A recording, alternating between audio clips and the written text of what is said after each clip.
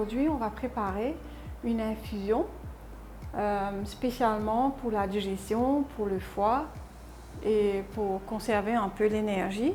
Parce que pendant cette période de fête, on va manger, on va continuer à fêter jusqu'à facilement le 5, voire même pour certaines personnes jusqu'au 6 janvier. Mais pendant toute cette période de fête, éventuellement, il faudra aussi prendre des précautions pour la santé. Et il faudra éventuellement prendre des tisanes qui vont beaucoup aider, principalement pour la digestion et le foie, parce qu'on aura bien besoin de gérer les deux en même temps. Alors, j'ai là quelques ingrédients que j'ai concoctés par rapport à leur valeur nutritionnelle et surtout phytochimique, c'est-à-dire la science des plantes qui vont énormément vous aider pour les deux objectifs, c'est-à-dire pour une meilleure gestion du foie et de la digestion. Et là, nous avons en premier du citron jaune. Vous pouvez prendre du citron vert aussi, ou vous pouvez, comme on dit à Maurice, du limon. Ce n'est pas un problème. J'ai pris la valeur d'un citron et vous aurez remarqué que je les ai coupés avec la pulpe, la peau et les pépins. On aura besoin de tout parce qu'ils contiennent tous des propriétés médicinales. Et en deuxième, j'ai du gingembre. Le gingembre est un élément très digestif. Ça contient le gingérol. Éventuellement, c'est aussi important pour la circulation du sang en passant. Et j'ai aussi la fameuse feuille de menthe. Et j'ai à peu près une dizaine de feuilles de menthe ici. Et associé avec la feuille de menthe, j'ai mis du gros anis. Alors, comme vous voyez, c'est à peu près une demi-cuillère à café de gros anis. Alors, la feuille de menthe et le gros anis, ils ont des propriétés hautement digestives. Et on les appelle, surtout le gros anis, il est connu comme un élément carminatif, donc il fait bouger les gaz qui sont formés dans les intestins, qui arrivent dans les intestins à cause de la digestion, il y a de la fermentation. Et surtout quand on mange trop sucré, trop salé, trop gras, éventuellement on aura beaucoup de fermentation intestinale. Il y a un autre élément que j'ai mis, j'ai mis aussi une toute petite pincée de bicarbonate. Alors, il est bon de savoir que notre intestin produit de la bicarbonate, le hydrochlorique acide. Et donc, c'est très important pour la digestion. Et il faudra mettre vraiment une toute petite pincée, la valeur d'un quart de cuillère à café. Et maintenant, ce que je vais faire, je vais broyer tous ces ingrédients dans un blender. Vous ferez la même chose chez vous. Donc, je vais mettre éventuellement le gingembre, comme ça. Peut-être ma petite assiette n'est pas trop pratique. Et bien sûr, les citrons verts. Mettre tous les ingrédients dans un blender. C'est très simple, très facile à faire. Donc, voilà. Et les menthes, les feuilles de menthe. Et voilà. C'est fait, bien facile. Donc je vous rappelle, dans ce blender, j'ai 5 ingrédients très spécifiques, très bien combinés. Je vous rappelle, il y a 5 ingrédients spécifiques, très bénéfiques et bien combinés, parce qu'il y a une science derrière cette combinaison. Ça n'a pas été mis comme ça a été mis de manière calculée pour atteindre les objectifs de digestion et aussi pour aider le foie. Donc nous avons dans ce blender un citron coupé avec la pulpe, la peau et les pépins. Nous avons la menthe, nous avons du gros anis, du gingembre et une pincée de bicarbonate. Mais pour aider mon blender à mieux écraser, éventuellement, je vais ajouter, pas beaucoup, mais un petit peu d'eau filtrée. Voilà. Et nous allons faire comme une pulpe épaisse. Voilà, on va fermer.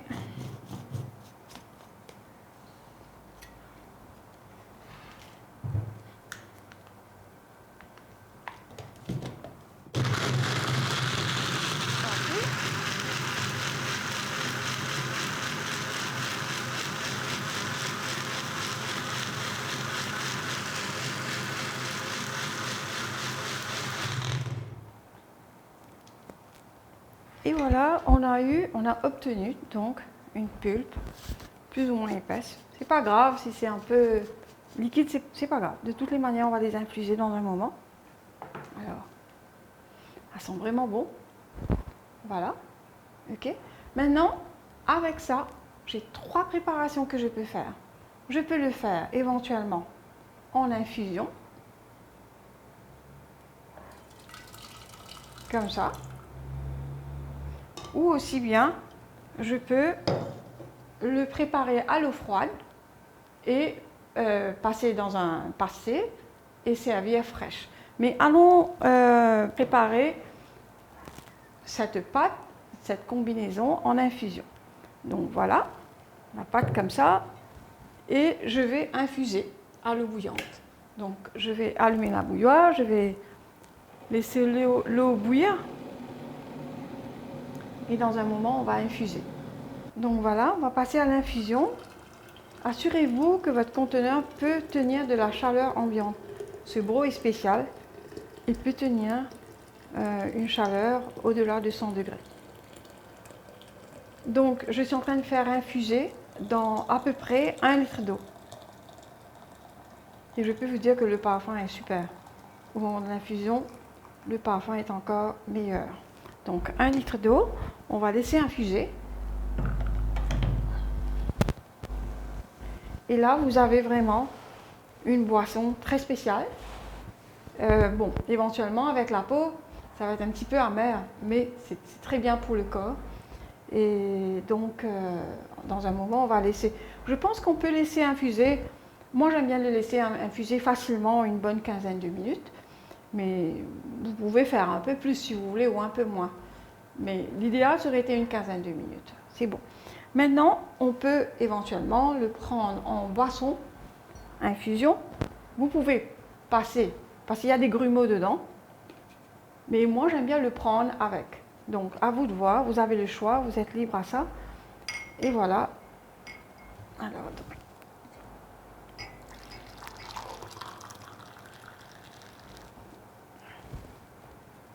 vous avez donc là une belle infusion que vous pouvez prendre avant le repas ou 2 heures après le repas. Vous pouvez le prendre à une hauteur de 2 à 4 tasses par jour.